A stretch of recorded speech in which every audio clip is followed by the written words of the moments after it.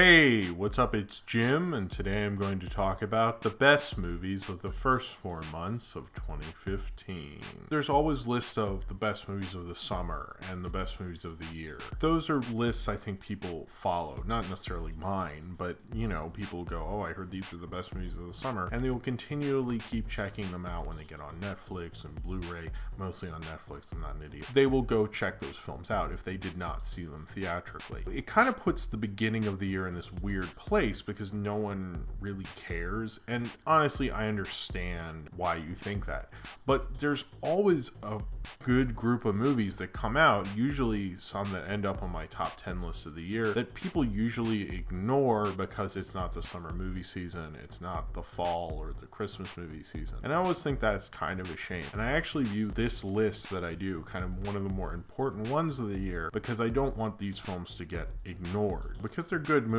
I'm not just making this list to make a list. If there were not good movies during the first 4 months of 2015, I would just say, well, fuck it, this year sucked, I'll move on, and hopefully the summer will be better. There were good movies this year. There were excellent movies this year. I think the one thing I will recommend to everyone who's a movie watcher and likes to watch movies is don't rely on the multiplex only.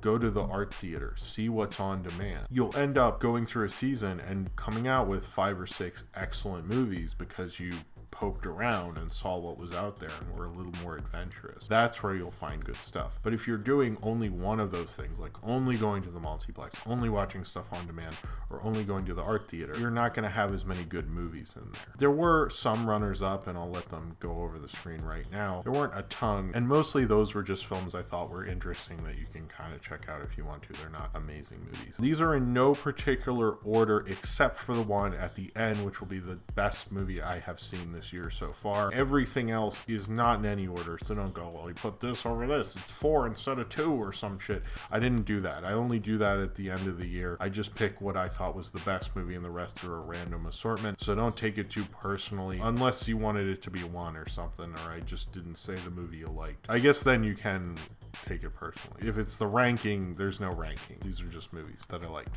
Alright, so let's kick things off with the best movies of the first 4 months of 2015. The first film is What We Do in the Shadows. Is a vampire mockumentary. Just hearing that probably turns you off from this movie, but it's a really amazing, hilarious comedy in the best sense of both of the genres. Very much cares about vampires. It's very well researched. You have each of the characters really represents a different kind of vampire, and you can tell the directors of this film actually care about the subject matter, but at the same time they're really good at taking the piss out of it. And I think it shows like the great things that mockumentaries can do, not just with comedy but with the characters in that comedy. You can laugh harder because you know those characters even better than if a film had to put them in more of a structured plot. Reinvigorates my love of mockumentary. It kind of makes me look at the pros of that style once again, the disorganizedness of it, but the hilarity of it, and what really just makes a really good comedy funny. The kind of film that you'll end up quoting, you'll end up talking about werewolves instead of swearwolves, that it's a horror comedy that doesn't feel like a horror comedy. I watched it with my wife, and she's not someone who likes horror movies at all, but she thought it was really funny and wanted to watch it again. Such dedicated comedic acting that you don't really see from your average comedy, and I think that's what makes this film probably one of the better comedies I've seen in a really long time. The next film, and another on-demand film, is Spring. Is a horror story that's light on horror and incredibly strong on story. It's horror done in a very conversational, improv-y, almost like Richard Linklater-like tone. It plays more like a foreign love story than really a horror movie. A young man named Evan who decides to go to Italy, to this small seaside town where he sees a beautiful woman and instantly falls in love with her and won't just sleep with her. He wants to actually have a romance, and they do start falling in love. Of course, she has a terrible, horrific secret, but he doesn't care as he keeps falling in love with her, and she hopes her transformations don't get any worse as their romance keeps blooming. Spring reminds me of the fine craftsmanship of someone like Rod Serling. A lot of people compare it to Lovecraft, like you took the first act of a horror film where everyone's hanging out and getting to know each other and made a whole film with that kind of vibe. Spring gets the kind of film its characters deserve, and I think there's a lot of horror films that don't understand that. Why we still talk about the Twilight Zone and why we talk about Rossellini movies and mixes them all together to make an interesting love story of a character piece with a horror story. Now this next film probably is the film that got the widest release of any film I have on this list. There is another film that got a wide release, but nothing as wide in the promotion that this film got. It was a really good, fun movie, so I really couldn't escape not putting it on here, and that's Kingsman: The Secret Service. Kingsman takes the spy genre and throws it into a very studio director-directed kind of film, a la current comic book Hollywood filmmaking, and makes it all an incredibly fun, big-budget studio, incredibly violent ride that I didn't think you could do with a spy movie anymore. Matthew Vaughn is the kind of big-budget studio director that loves big budget studio filmmaking, and those are the kind of big budget studio filmmakers that I love to watch. He has a love for it, he really gets off on making these kind of films. He's a big budget studio director for the modern era. He really likes comic book movies. He's directed several comic book movies. There's certain people who direct comic book movies and fantasy films and sci-fi films because they're put in that position and they don't want to let go of having a big production, and usually it works out to be a pretty bad movie because you can tell they don't love it. But Matthew Vaughn isn't that way. Matthew Vaughn really loves this kind of shit, and because of that, you get that through the screen. There's an energy throughout this movie that you're just like, oh my god, I love watching this. I'm having such a great time. Matthew Vaughn kind of gets the cheese of Roger Moore and like Flynn, and he in himself is kind of a cheesy filmmaker, but it kind of works for him. He takes the cheesy kind of Hollywood mode with his own kind of cheesy direction, and the results come out all Gouda. Matthew Vaughn is really good at really fun, very violent comic booky movies like almost nobody else. I'm kind of shocked Marvel hasn't even gotten to use him because he's almost like the best Marvel director that Marvel doesn't have. He really gets how to do an origin story movie without it being like boring and you going like, oh, another origin story film. In fact, I didn't actually think about how it was an origin story movie the whole time. It's a very violent film. It's a very speedy, fun film. It's the kind of fun action postmodern spy movies that are kind of right up my alley. And if all that sounded exciting, I think it'll be right up your alley too. And you can see all the back alleys it goes into. It's both a throwback, but almost feels new because we've been away from these kind of films in a while. The next film, and a film that only played in theaters, unfortunately, I think more people would check it out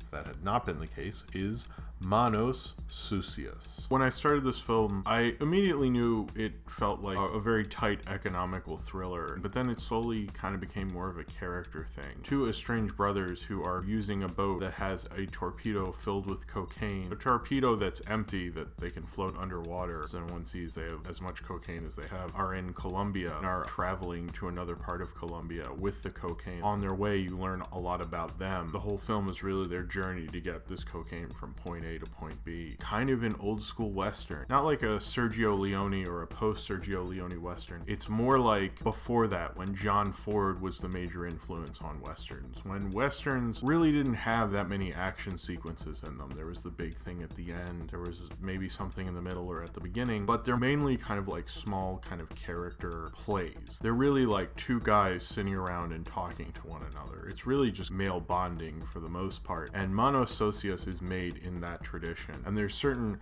amount of craftsmanship to this film that maybe people won't really get because it is smaller and quieter for a lot of its runtime. But it doesn't feel smaller and quieter when you're leaving the theater and thinking about it. And the film that I consider to be the best film I saw in the first 4 months of 2015, and honestly so far probably the only film I feel that would probably end up on my top 10 list, and a film I feel very passionately about. And I think I've actually said on another podcast I did feel it was the best film of the year so far, and I very much still stand by that. I'd really love to see it again, and that is It Follows.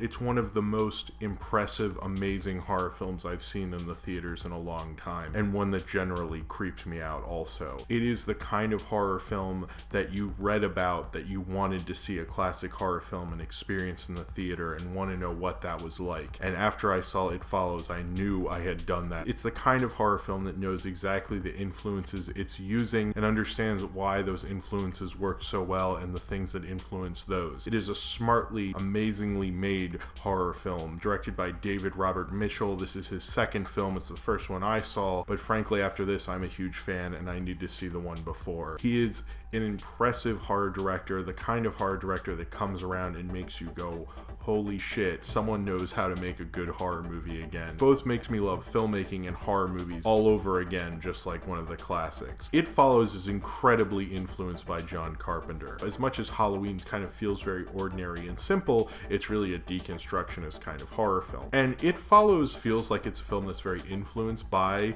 deconstructionist horror films. It feels like it understands like a deconstructionist horror film, and it honestly feels like a film that came after the post-Halloween wave. If the post-Halloween boom had mixed up with Carnival of the Souls and was directed in kind of a Shining-esque way, the way the camera moves in this film with a deep focus and a real appreciation to the cinematography of a horror film, like weaving and having these amazing tracking shots, having things that are very Carpenter-esque, but it does feel almost like Kubrickian in a way. You never know what this it thing is, and you never know what it's going to look like, so when you're showing a crowd shot, you can really do a lot with that, with a deep focus where you can see everyone and you're not exactly sure who this person is going to be. You're never sure, and it's really, really scary in that regard. The director of this film, David Robert Mitchell, this was based on a reoccurring dream he had where something would just keep following him and no one else could see it and he couldn't escape it, and he really just wanted that sense of being scared and being in that moment. Not understanding why someone's after you, that is incredibly scary. That is incredibly frightening to not understand. Like, it doesn't make any sense. Like, you play by rules and this thing just wants to kill you and it makes absolutely no sense, and that's terrifying. Alright, so that is my list of the best movies of the first 4 months of 2015. I actually reviewed 26 2015 movies so far, so that's a good amount. I feel, most didn't really have a chance of getting on here, but that's how many were actually considered, 26 different films. If you notice, 3 of the films on here were horror movies, and I think horror's had an amazingly great 2015 already. There are 3 very different films. You have a horror comedy, you have a romantic horror film done by people who clearly don't really know horror that well, but are making a horror film anyway, and then It Follows almost the reverse of Spring, people who know horror but can play with it. If you're checking out horror and you're seeing what's going on in the multiplex, you think horror sucks, but then I've seen 3 horror movies that I very much enjoy and will probably end up watching for years and years, especially It Follows and What We Do in the Shadows. Horror is something I'm going to look out for the rest of this year. I'm really curious what other cool movies are coming up on demand. That's really a market you should check out, because more of the interesting, newer, cooler directors are coming up through that than anything nowadays. The thing I always think of when I see this list in particular is be adventurous in your film going and your film watching. Obviously, you're all going to see the movies you want to see, but try to, search out and see other stuff, because it can surprise you. Mano Sucius is a film that definitely surprised me. I never expect the list I'm going to have at the end of each period that I have a list, and that's a fun, surprising thing. I like the chase of finding cool movies, and this year I think I got some really cool ones. I make these lists to recommend films to you. It's to be like, these are the movies you should definitely see. They're all very, very good. I hope you do enjoy them. I hope you get to check them out, put them on your Netflix queue, watch them with a friend, maybe even go to the theater, and I hope you have a good time. If you would like to tell me what you thought the best movies of the first 4 months of 2015 are, or the worst, like Strange Magic or Taken 3, or tell me what you thought of the films on here, or anything like that, or how you hate that I didn't insert whatever your favorite movie of these first 4 months was, then leave it in the comments below so, we can talk about the cinematic year it has been so far. Thank you very much for watching. Subscribe if you haven't already, and I hope you have a great summer watching movies and a great cinematic and movie-going rest of your 2015.